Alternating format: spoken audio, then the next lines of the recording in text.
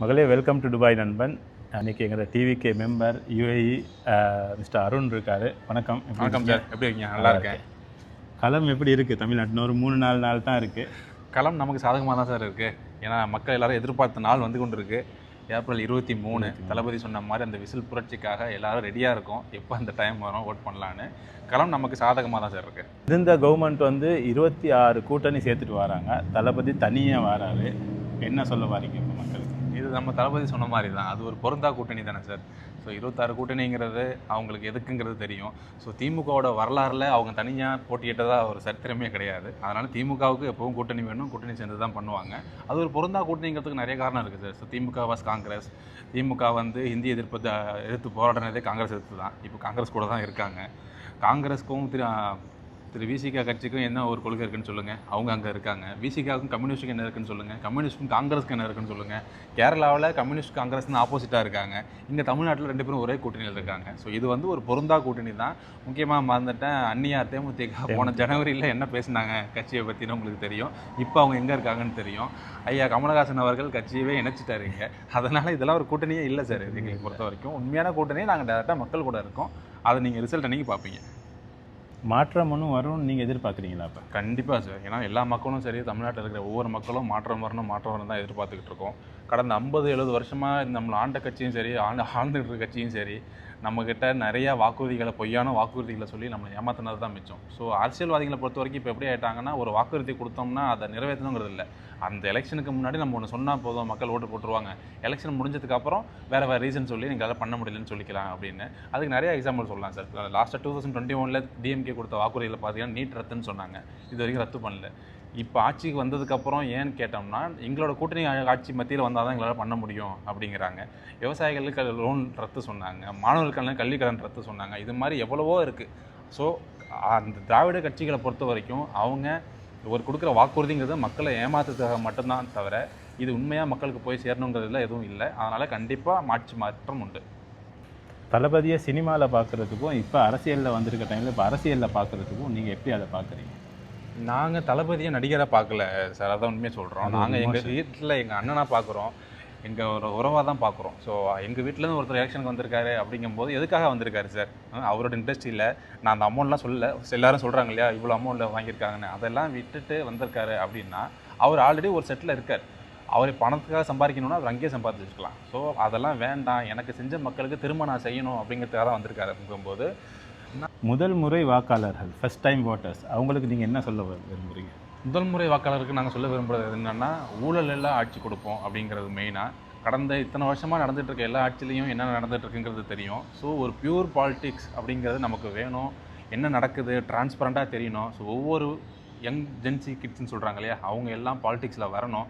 இத்தனை வருஷமாக யாருமே தெரியல. இப்போ தளபதி வந்ததுக்கப்புறம் உண்மையை சொல்ல போனால் என்னோடய ஃப்ரெண்ட்ஸ் வீட்டில் எல்லாரும் சொல்கிறாங்க, 8 வயசு பையன் 9 வயசு பையன்லாம் ஓட்டு கேட்டு கேன்வாஸ் பேசிகிட்டு இருக்காங்க. ஆனால் இந்த மக்கள் என்ன சொல்கிறாங்க அப்படின்னா, தற்குறி அப்படிங்கிறத ஒன்று சொல்கிறாங்க. அதை பற்றி நான் பேசியே ஆகணும். யார் தற்குறிங்கிறது எனக்கு தெரிஞ்சாகணும் சார்.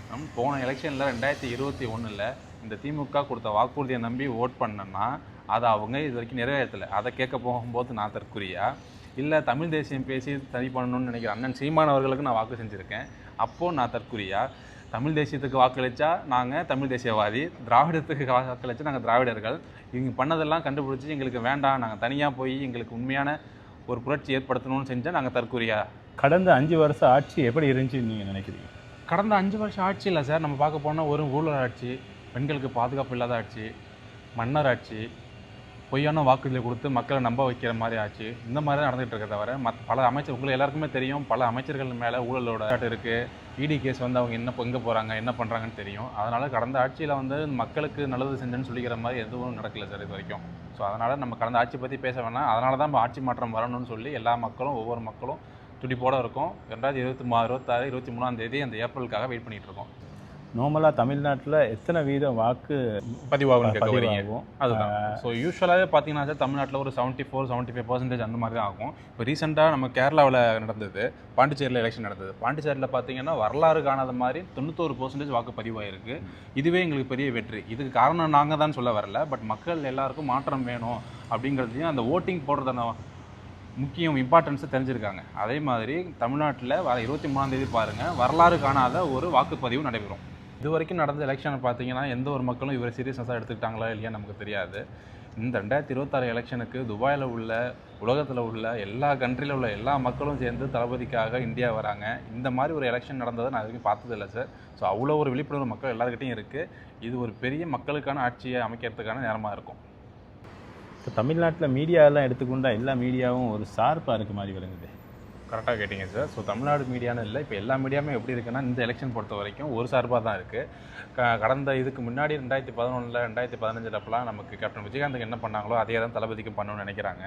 ஒட்டுமொத்த மீடியாவும் ஒரு குடும்பத்துக்கிட்ட தான் இருக்குது. அவங்க வெளில சொல்ல நினைக்கிறது எல்லாமே ஒரு கருத்து கணிப்பு எடுக்கிறது, பொய்யான விஷயங்கள் எல்லாம் மக்களுக்கு பரப்பிக்கிட்டே இருக்காங்க. ஸோ அதை பார்க்க மக்களுக்கே என்ன ஆகிடுதுன்னா, ஸோ இதுதான் உண்மை போல் அப்படிங்கிற பல வதந்திகளை தான் அவங்க செஞ்சுக்கிட்டு இருக்காங்க.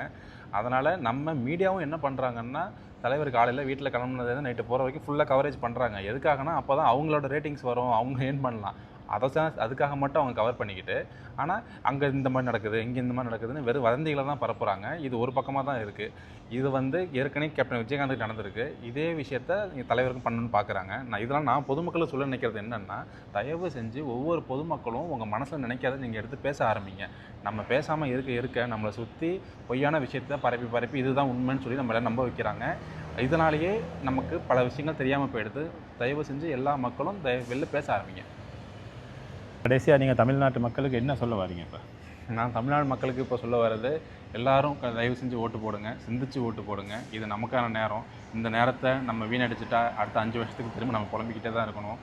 இதுதான் நமக்கு கரெக்டான நேரத்தில் எல்லோரும் இருக்கும். தயவு செஞ்சு எல்லோரும் ஓட்டு போடுங்க, சிந்திச்சு வாக்களிங்க. தேங்க்யூ.